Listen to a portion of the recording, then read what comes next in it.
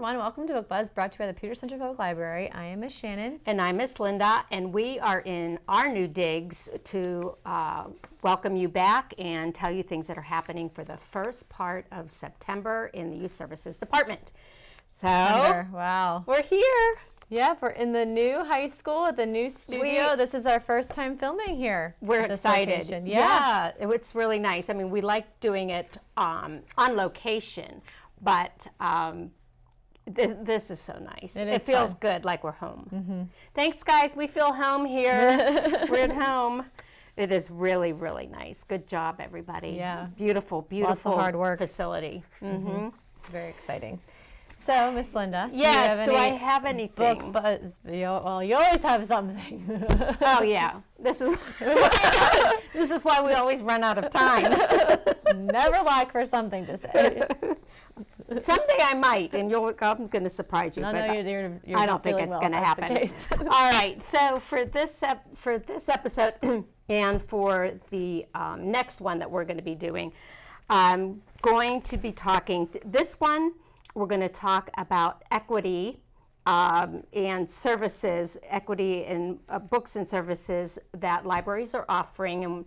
And there's been a lot of big issues about diversity and taking a look at your collection, what you're doing as programming, are we inclusive? We're going to talk about that. Then the next time we're going to talk about what happens when you start banning things and banning books and challenging things. And for Ban Books Month. Yeah. Ban Books Week is September, yes. So good job, Miss Linda. Thank you. So we'll talk about that. Okay.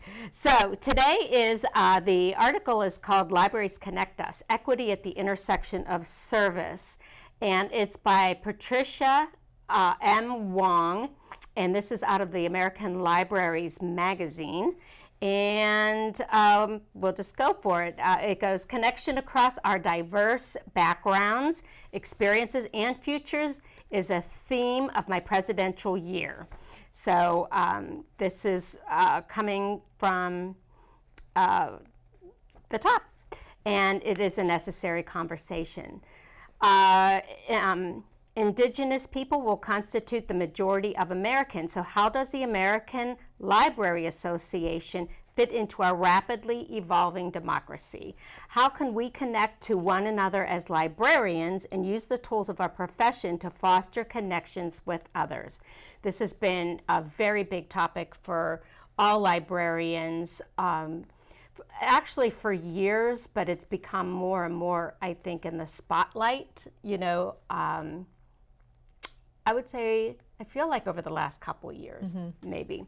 So taking on the struggle against racism, prejudice, stereotyping, and discrimination is central to ALA's mission of fostering cultural understanding and defending equity, diversity, and inclusion.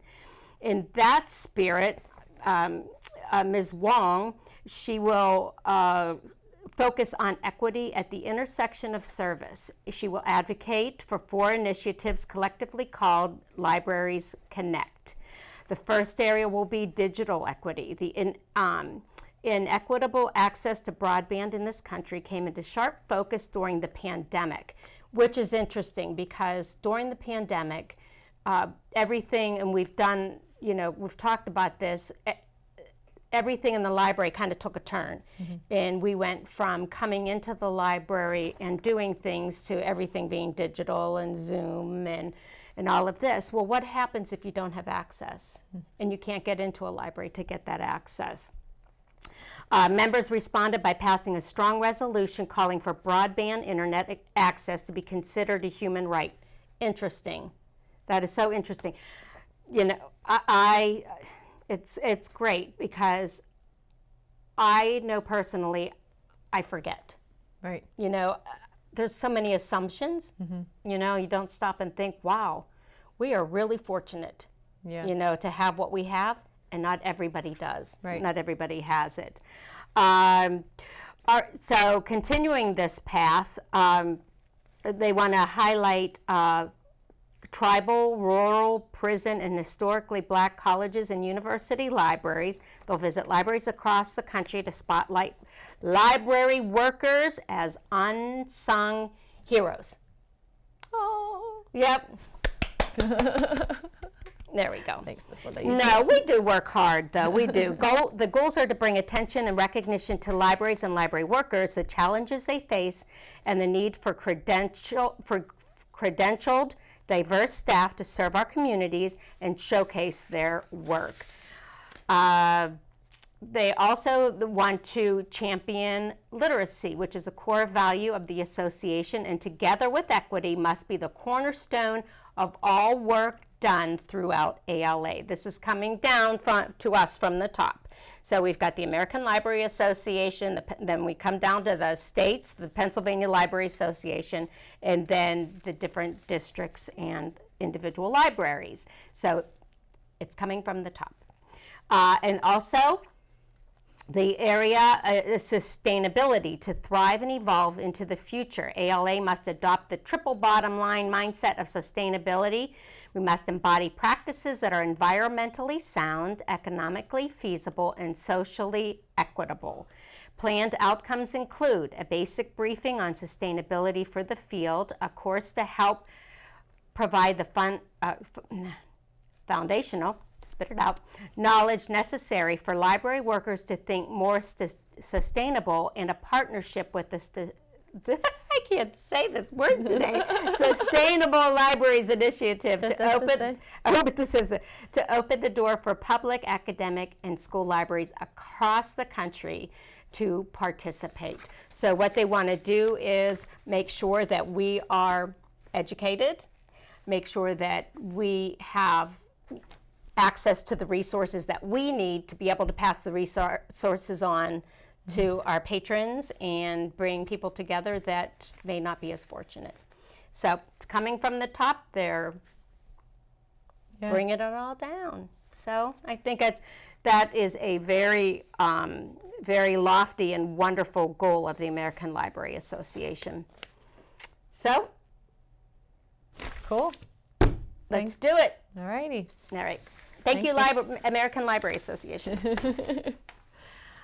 All right, so moving on, we have a very busy month ahead of us. I know.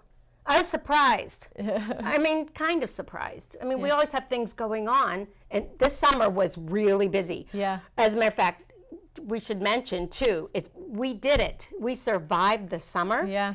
We're done with our summer programming, and as we speak right now and film this, we have very anxious, excited kids coming in and picking up their prizes. Yeah. It's been fun. It has been a lot of fun. So now we move into fall, and I thought, how can we possibly be busier? And then I looked at this and went, wow, we have a lot planned. Wait a minute, we better get busy. Excuse me, we have to be going now. We don't have any time for this. We have a lot to do. So starting off, because of the pandemic and different capacity and things like that we had going on, we have not had any volunteers in the building for over a year. Well, now we are welcoming our volunteers back starting this month in September. And so that includes our teen volunteers, which we've been getting people that have been sending in applications through our website and stuff because they're interested in getting their volunteer hours. It's been hard for our teens to get volunteer hours this past year because of things being closed. Yeah, sadly. So we're back in business with that, but we are changing things up a little bit. So we've created a new volunteen board for every student that wants to volunteer at the library. It's for grades 7 through 12. You have to be at least in 7th grade to be a volunteer at the library. And you have to attend, we have a once a month meeting. We actually have it offered twice, just because I know everybody has different schedules. You can come to both meetings if you'd like. Anytime you attend a volunteer meeting, you receive hours just for coming. So that the meeting is usually an hour, so there's 1 hour towards your however many you need to get or whatever you're working on. So we meet the first Thursday and the first Saturday. So you can come to one or both. Thursdays in the evening at 7 o'clock and Saturday morning, 11 a.m. We usually have light refreshments when we talk about different projects we have going on in the library. And then if you're interested in volunteering at our library, we have volunteers, teen volunteers specifically. I'm not going to get into adult volunteers right now, but teens sometimes that like to come once a week after school for an hour and help us with different things. Or we have teens that like to volunteer just when we have an event where we need extra help.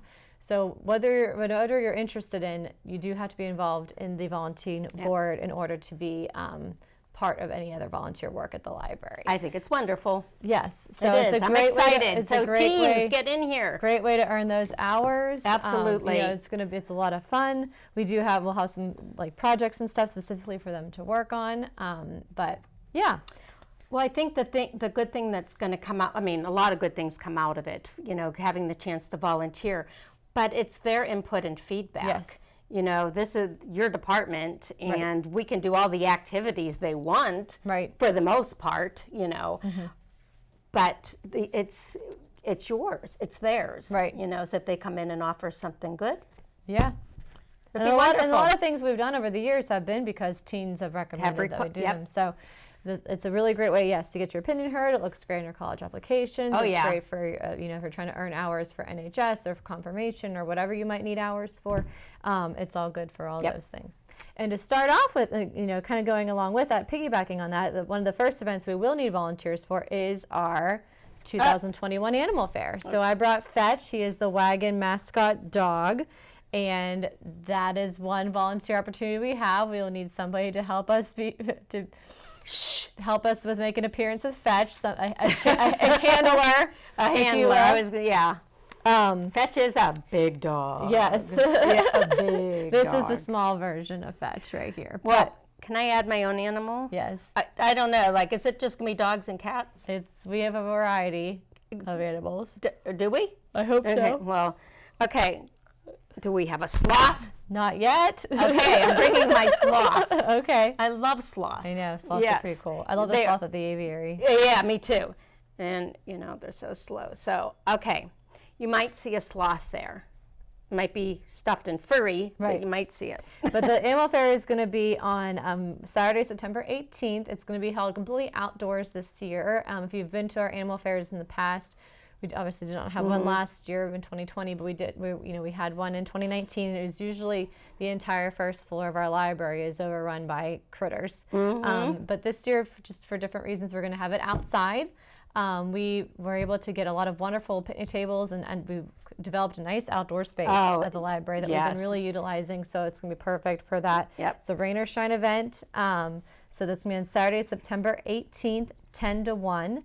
So if you are an animal lover, you're interested in getting another animal for your family, whatever, I definitely recommend coming. Oh, look at that.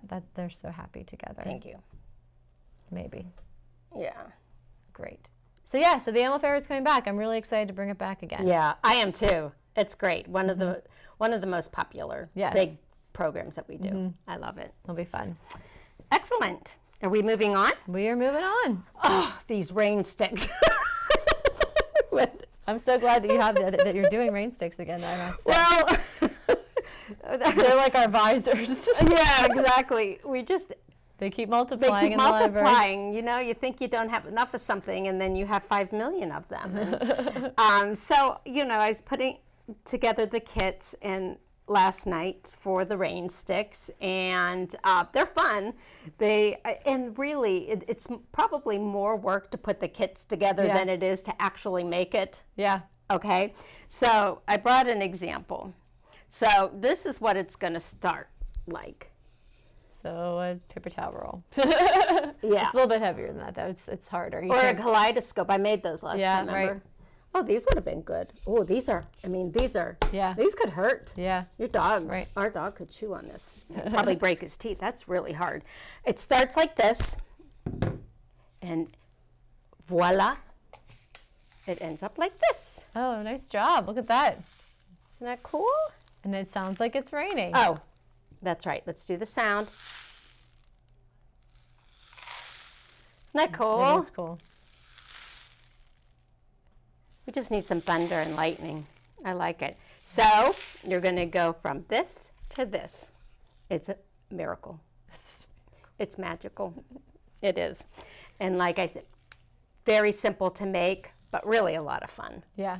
A lot of fun. So that is for Tiny Toons. That'll be the second Monday in September, which is September 13th. You will get a link to it if you register. I will send you a link that gives you access to the rain sticks kits, and the instructions on how to do so. So cool. Yeah. Have fun making your rain sticks. Amen. That'll be lots of fun. Amen. Okay, so for this one, you have picture in your mind. Okay, sometimes as children's librarians, even as moms, we have to use our imaginations for things, right? Okay. And you teach your children, use your imaginations. Yep. Okay, I even brought you your favorite color.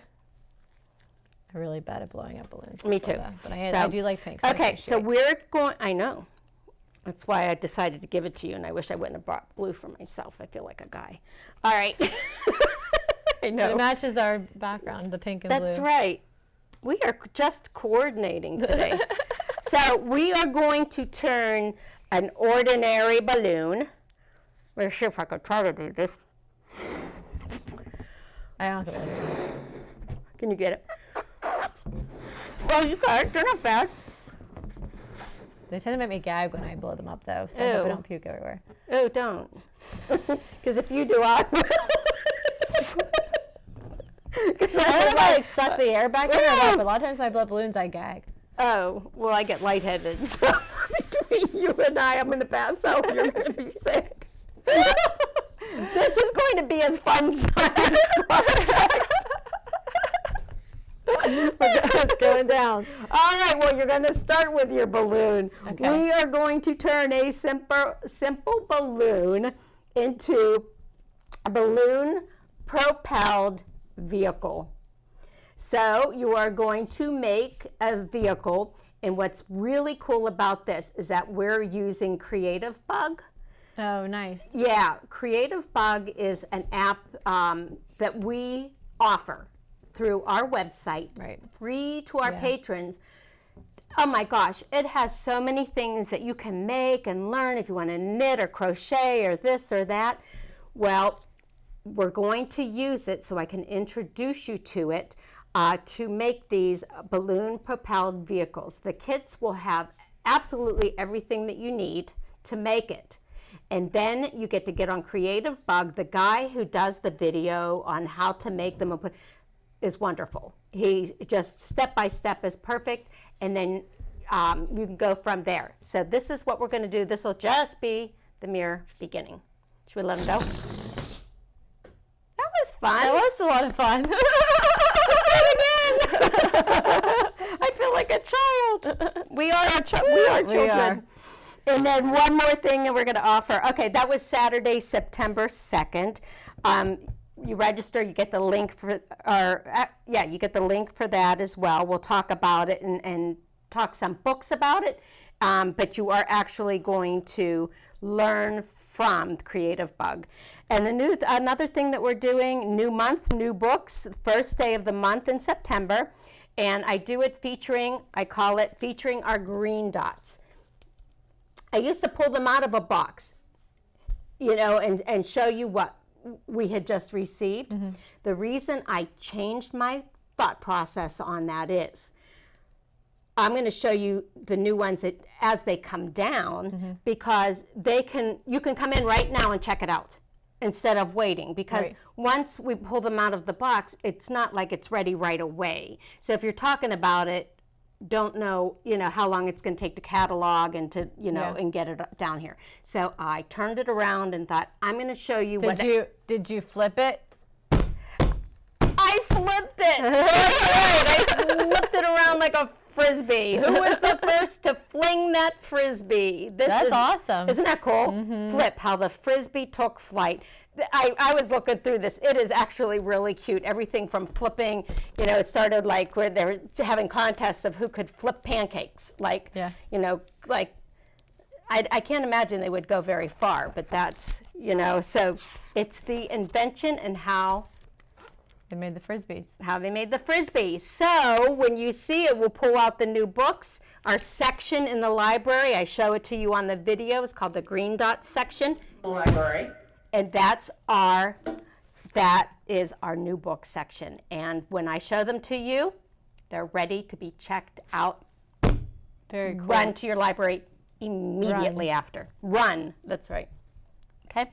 Awesome. I like it. You like that idea? The book looks really cool. It is. It is very cool.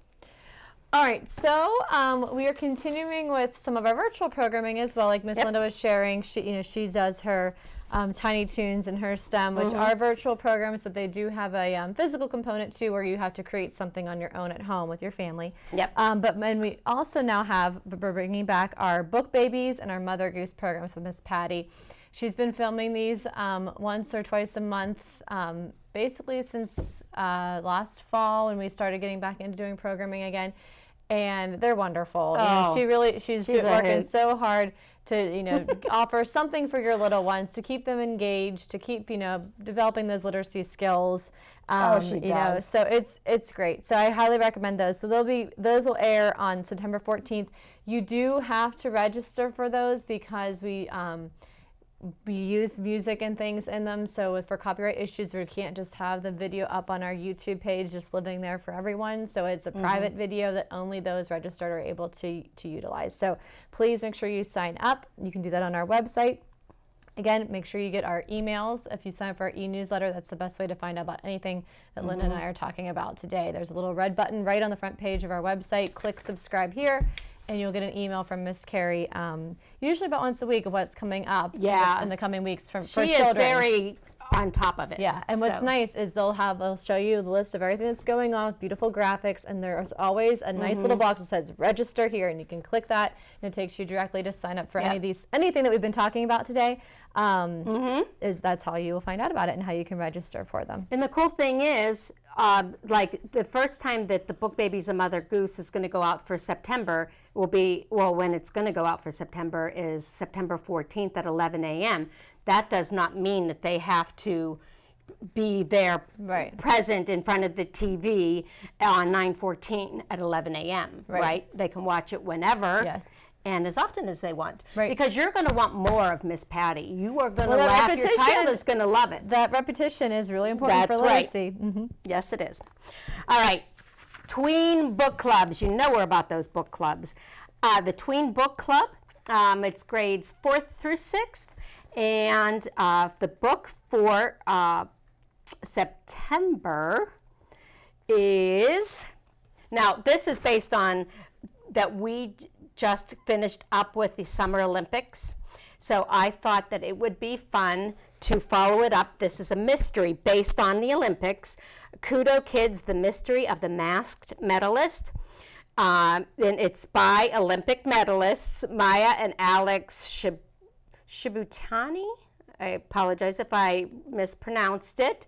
The Kudo kids have never been to, of all places, never been to Japan before, so they can't believe that they get to attend the Summer Olympics there.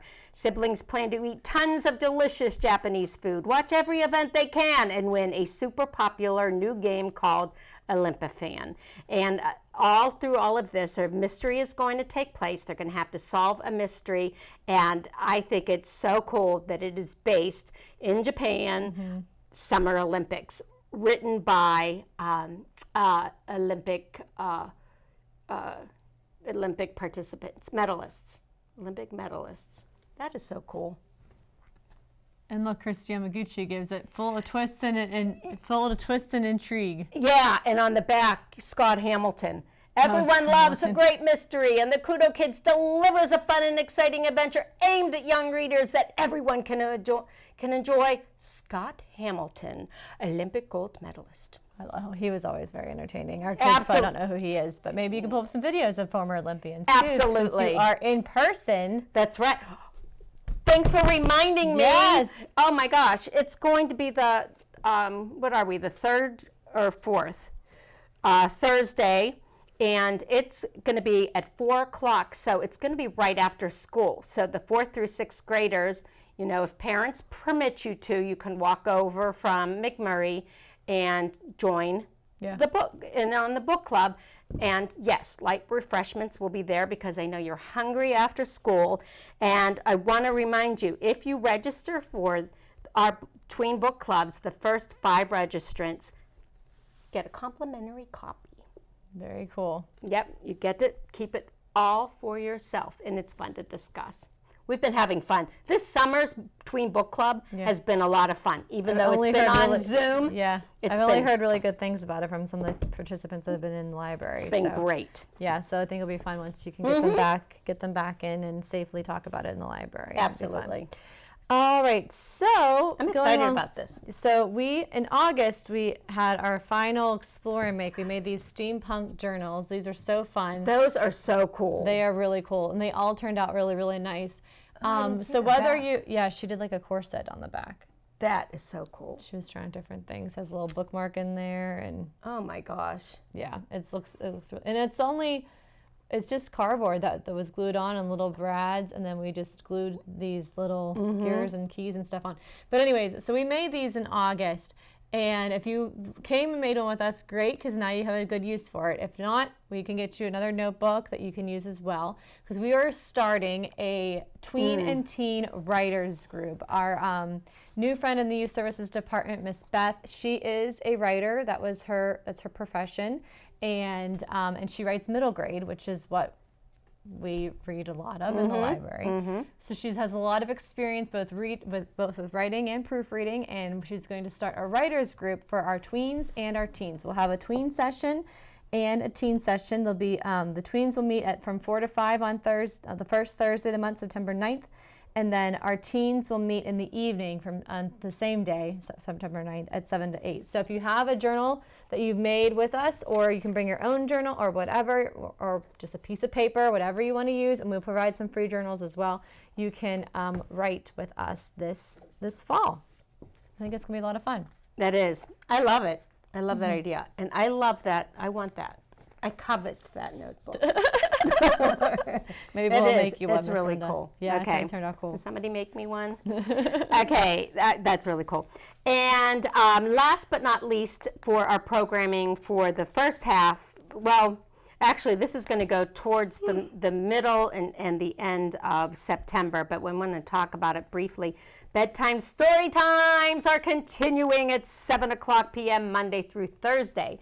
And that's fun because each one of us, there's 4 of us in our department, does a story based on a theme, and we each, pick a different book and film them, and we put them on air for you. That's at 7 o'clock Monday through Thursday. Again, it's not one that you have to watch on time, but it sure would be fun because I think 7 o'clock for that younger age group is perfect. Get them cuddled up in bed, and if you can, somehow watch it from there, have a story, and on your phone or whatever, if that'll work. The first on 9:20, the theme will be pirates, and then following that, it's I love my library. We'll mention it again next time. Yeah. All right. Awesome. Got some books for me? Sure. So I'm excited about this one. It literally just came downstairs yesterday. So hot off the presses, talking about like those green dots, brand new. It is called Phantom Heart, and it is it's a twist on Phantom of the Opera, which I love. So I really enjoyed that. But it's written. I love that cover. It's not. I thought it was written in prose, but it's not. I do too. So 17-year-old Stephanie does not believe in ghosts, but despite rumors that at school and her little sister insisting a masked figure is hiding in her closet, Stephanie isn't convinced her father's latest renovation project, a crumbling Victorian mansion, has the soul of a monster. So it's instead of like haunting the theater, it's like haunting the house. But it's definitely. So is it creepy? So it's supposed to be creepy. Yep, riveting and mysterious, a Phantom of the Opera style love story that kept me reading. Very cool. Yeah, I think it's going to be really fun. The cover is a lot of fun too. I love that Kelly cover Creech, because I like Phantom Heart. too. One would die for her, the other already has. Ooh, intense. Yeah, like it.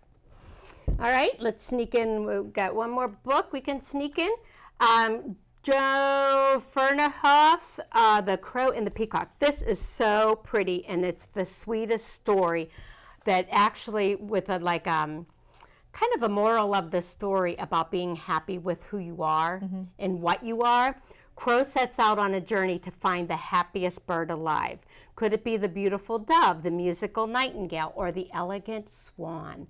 Perhaps all of Crow's searching will help him discover the real secret to happiness. It is so sweet. And he just searches out, and every bird that he talks to has something special about them. You know, oh, Peacock, you must be the happiest bird in the world because you're beautiful. Right. You know, and it keeps going like that. Oh, you must be the happiest bird in the world because you're whatever. And then it all comes around to the crow. Oh, cute. It's so cute. Very fun. A very sweet read if you want your child to read something to believe in who they are, that their happiness is right there at home. Perfect. Within yourself. Very cool. I love it. That's such a happy ending. Yeah. That's a good way. I have a creepy romance novel based upon the Phantom of the Opera, and you have a story about finding your true colors. Exactly. Oh, well, it's all good. Well, let's start out the young ones like this, and then they can develop into that. All right, till next time. Yep. We'll see you next time. Yeah. See you for the rest of September.